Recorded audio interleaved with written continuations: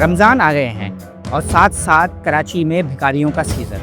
हर गली मोहल्ले शहर और इलाके में अब आपको ये भिखारी यानी ज़रूरतमंद हर जगह दिखेंगे। मसाजिद से इन्होंने शुरुआत की थी। नमाज के बाद सलाम फेरो तो ये खड़े हो जाते थे, कोई ना कोई साहब या साहिब बच्चा उनके साथ होता था। फिर ये आहिस्ता आहिस्ता आ गए सिग्नल्स पे, फिर ये आहिस्ता आहिस्ता आ गए गली मोहल्लों में, और अब तो आपके घर तक आ गए।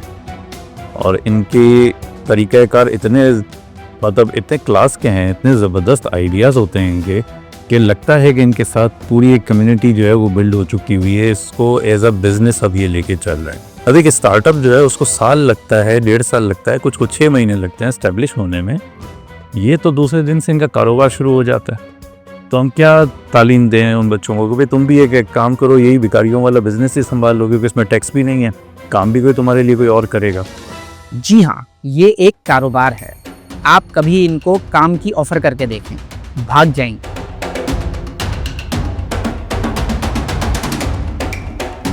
कुछ लोगों के पास उनका काम ही है, मतलब 10 लाख भी कमा लें, 20 लाख भी कमा लें, वो भीख ही मांगनी उन्होंने। तो आई थिंक उन लोगों की ज़्यादा हेल्प करनी चाहिए, तो ज़रूरतमंद है, ना कि जो ये चले आ रहे हैं कि मतलब सदियों से भिखारी हैं और वो आगे 10 नस्लें भी उनके भिखारी रहेंगी।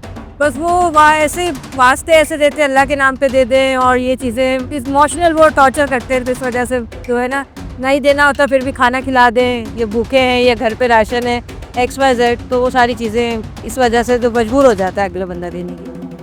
इमोशनल टॉर्चर, जी हाँ, ये आपके जज्बात से खेलते हैं। कैसे, सुनिए। जूते की शॉप है तो वहाँ पे आपको जूते के बगैर बच्चे मिलेंगे। कपड़ों की शॉप है तो वहाँ पे शर्टलेस बच्चे आपको मिलेंगे। मेडिकल स्टोर के बाहर जो है वो दूध के जो है वो डब्बे मांगेंगे आपसे, या कोई दवाई के प्रिस्क्रिप्शन। यानी हर बिजनेस जो है उससे रिलेटेड इनके पास अब सोल्यूशन है कि किस चीज़ को लेके टारगेट करना है, क्योंकि ये कस्टमर है हमारा, हम लोग उनके कस्टमर्स हैं। कभी आपने सोचा है कि ये भिखारी कितना कमाते हैं? पता चल गया ना, तो तुम भी इसी काम पे लग जाओगे। सिंपल कैलकुलेशन कर लो ना यार, 2.5 करोड़ की आबादी है बकौल गवर्नमेंट ऑफ पाकिस्तान कराची की, उसका 10% ले लो। क्या 10% लोग भीख देते हैं, मैंने मिनिमम की बात की है 10%, तो 25 लाख लोग हुए। 25 लाख लोगों ने अगर रोज़ के सिर्फ 10 रुपये, जो कि बहुत कम बता रहा हूँ, 10 रुपये तो आजकल ये लेते भी नहीं है, वापस दे दे कि तू रख, तुझे ज़्यादा ज़रूरत है, तो मैं 10 रुपये पर कैलकुलेशन कर लेता हूँ। तो रोज़ का 2.5 करोड़ रुपया सिर्फ ये लोग कमा रहे हैं पाकिस्तान, सिर्फ कराची शहर। मगर ये करोड़ों रुपए भी इनके हालात नहीं बदल पा रहे और ये सालों साल ऐसे ही भीख मांगते रहते हैं। EPI का सेंटर होता था ओजा में, उसके सामने एक झुग्गी बनी हुई थी, वो दिन भर तो भीख मांगते थे, रात को उनके यहाँ टीवी चल रही होती थी, और VCR का ज़माना था, VCR भी चल रहा होता था। हम छोटे से बड़े हो गए, वो बेगर्स वहीं के वहीं हैं, और आपको नहीं, और उनकी हालत कभी बदलेंगी भी नहीं, क्योंकि उनको इस चीज़ का चस्का लग गया है। मगर फिर सवाल ये है कि आखिर किन लोगों की मदद की जाए? सिक्योरिटी गार्ड हो गया, बाइक या राइडर वाले हो गए, रिक्शे वाले हो गए, रेडी मजदूर लोग हो गए, इन लोगों का भी मतलब है, इन लोगों का भी हेल्प करना चाहिए। जो गरीब ठेले वाला बेच रहा है उसको कुछ पैसे दे दो, बेशक खरीदो ना खरीदो। राइडर्स के लिए मैं इसलिए कहूँगी कि उनको ना सिर्फ अपनी राइड्स की जो है, चाहे वो गाड़ी की सूरत में हो या स्कूटर की सूरत में हो, उसको मेंटेनेंस भी होती है।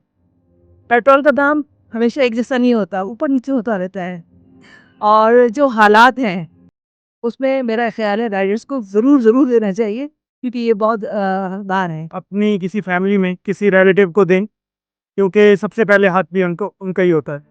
फिर आप देखें कि जो लोग एक्चुअली मेहनत कर रहे हैं, मिसाल के तौर पर जो बाइक या राइडर्स हैं या फूड पैंडा के साथ काम करते हैं, आप उनको कोई टिप दे दें, तो आई थिंक वो आपकी फ़र्स्ट प्रायोरिटी होनी चाहिए।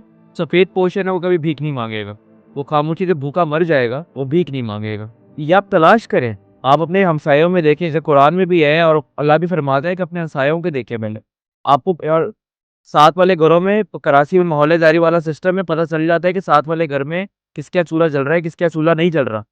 तो जिसका चूल्हा नहीं जल रहा, बेहतर यही है कि उसी को किसी तरीके से पहुँचाए। मैं लोगों को कह रहा हूँ इनको देना बंद कर दो।